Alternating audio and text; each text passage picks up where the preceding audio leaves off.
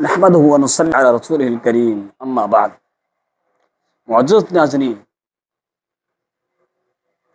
سیدہ ہاجرہ علیہ السلام کا قصہ ہم آپ کی خدمت میں لے کر پیش ہوئے ہیں۔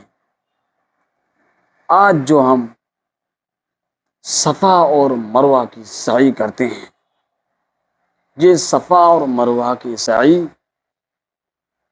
انہی کی بدولت، انہی کا یہ عمل ہے جو اللہ تبارک و تعالیٰ کو اتنا پسند آیا کہ اللہ تبارک و تعالیٰ نے رہتی دنیا تک کے لیے اس کو جاری کر دیا۔ آج یہ عمل کیسے ہوا؟ سیدہ ہاجرہ علیہ السلام جب ابراہیم علیہ السلام کو اکلوتے بیٹے اسماعیل علیہ السلام پیدا ہوئے، اسماعیل علیہ السلام، اللہ تبارک و تعالیٰ نے ابراہیم علیہ السلام کو حکم دیا کہ اسماعیل اور ان کی والدہ ہاجرہ علیہ السلام کو آپ اس بے آب و بیا یعنی چٹیل میدان کے علاقے کے اندر چھوڑیں۔ یہ اللہ تبارک و تعالیٰ نے حکم دیا،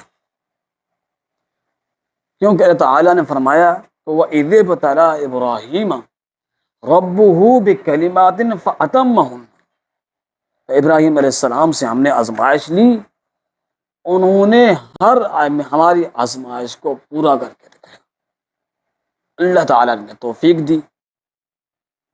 سیدہ ہاجرہ علیہ السلام اور اپنے اکلوتے بیٹے کو چھوڑ کر جہاں آج صفا اور مروہ کی پہاڑیاں ہیں، یہاں جہاں آب زمزم کا کنواں ہے، چھوڑ کے چلے گئے۔ جب جانے لگے تو سیدہ ہاجرہ علیہ السلام پیچھے پیچھے آئے اور سوال پوچھا کہ آپ ہمیں اس بنجر زمین میں چھوڑ کے جا رہے ہیں، کیوں چھوڑتے وقت کھجور اور پانی سے بھرا ہوا مشکیزہ ان کے حوالے کیا، جو کہ چند دن چلنے کے لیے کافی تھا۔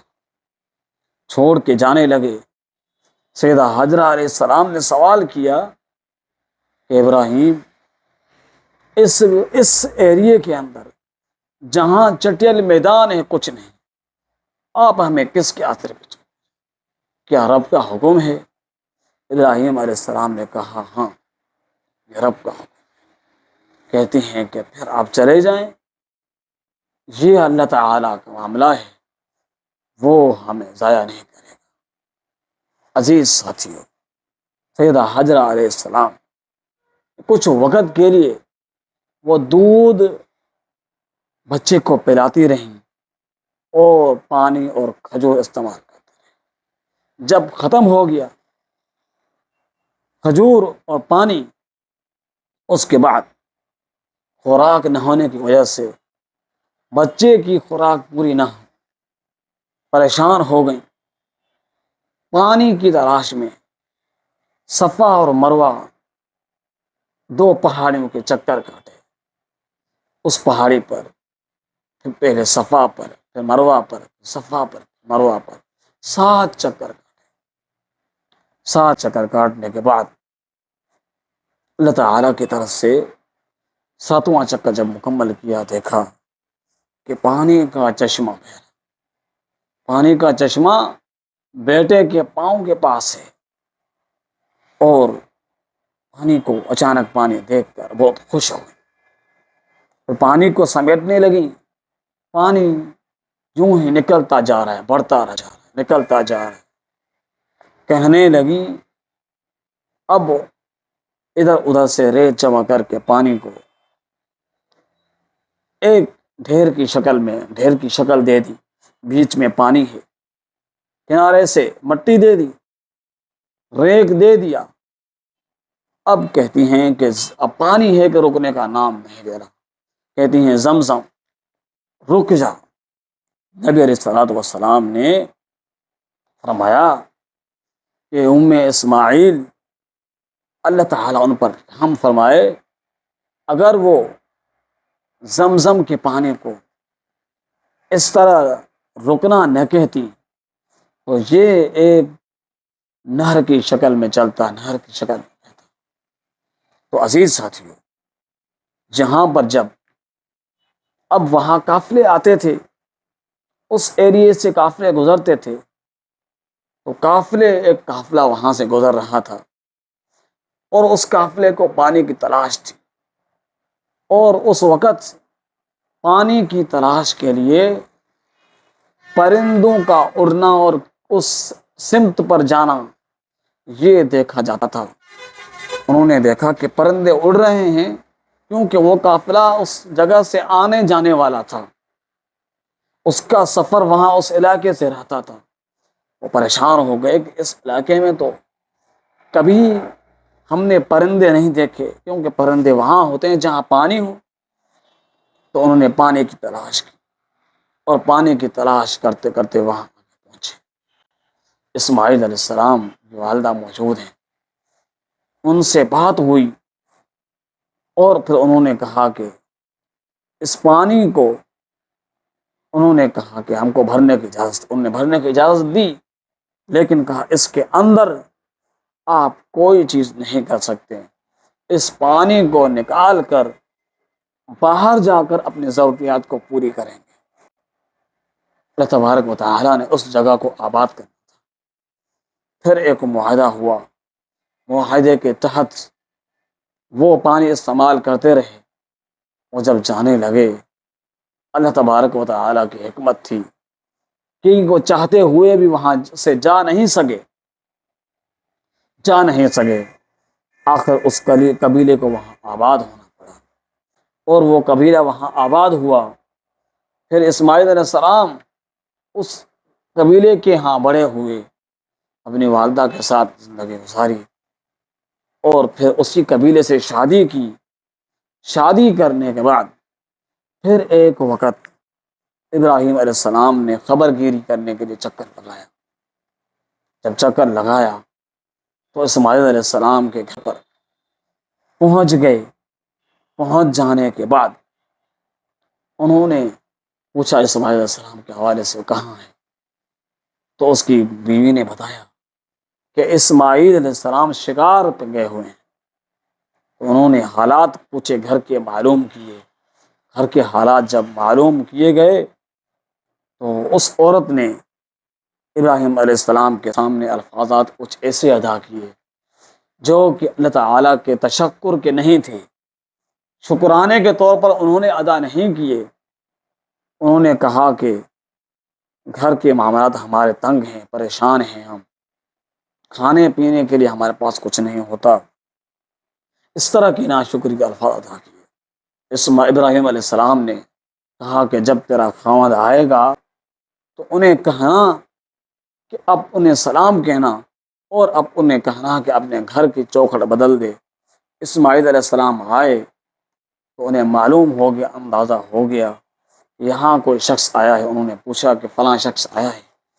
ہاں اس طرح کا، اس کنڈیشن کا، اس شکل کا، اس چہرے کا ایک شخص آیا تھا، اس نے وہ یہی حکم دے کر گیا ہے، اس نے کہا ہے کہ اپنے گھر کی چوکھٹ بدل دے۔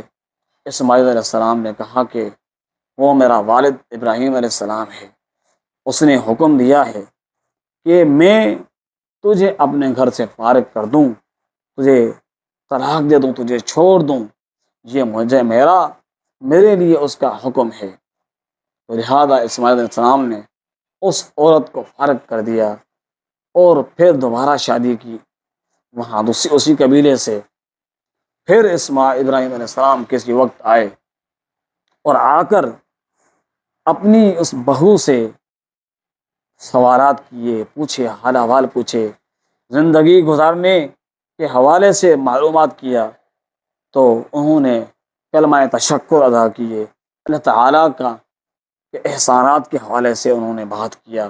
ابراہیم علیہ السلام نے جاتے ہوئے پھر حکم دیا اپنے بیٹے کے لیے کہ اسماعیل آئے اس سے سلام کہنا، تو انہیں کہنا کہ اپنے گھر کی چوکھٹ کو سنبھال کر رکھے، اپنے گھر کی چوکھٹ کی حفاظت کرے۔